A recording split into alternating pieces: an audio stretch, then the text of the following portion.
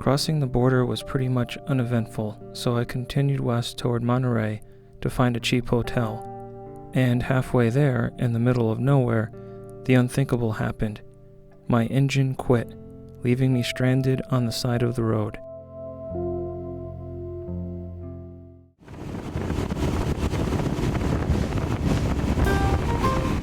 On my first day in Mexico, I did not have a working phone, had just a few pesos, and could barely speak Spanish.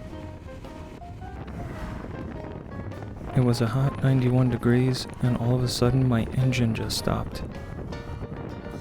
I had no idea why. At first I thought maybe I lost ignition somehow. Maybe there was a loose connection somewhere. It's probably just something simple and I'll get back up and running in no time, right? But when I looked down at the engine, I saw that gas was pouring out of a vent tube on my carburetor with a decent amount of pressure. You have to act fast in situations like this, so I quickly grabbed my fuel jug to catch any precious gas I could.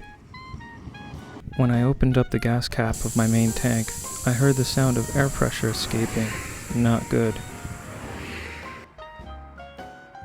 Gas finally stopped pouring out of the vent tube, but I am not sure what went wrong. I thought maybe something failed or ruptured in the vacuum-operated fuel valve, and so I dismantled it to find no damage, which is really not good, because the next component in line is the carburetor.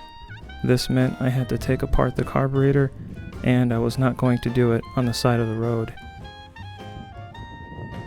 After 45 minutes of trying to flag someone down, a tow truck pulled over and took me to their service station at around 7 at night. I diligently removed the carburetor and dismantled all that I could, only to find no damage and fuel in places that shouldn't have fuel. I dried all of the parts and just started reinstalling everything back on the bike. What ended up happening is that this vent tube on my gas cap had its check valve closed due to the fuel vapor pressure of the very hot outside air temperature. With pressure nowhere to escape, it caused my carburetor to burst. I ended up replacing it with just a plain hose with no check valve. All is good now. I was extremely exhausted and didn't make it into Monterey until about 1:30 a.m. I found the first hotel I could, which was a bit pricey.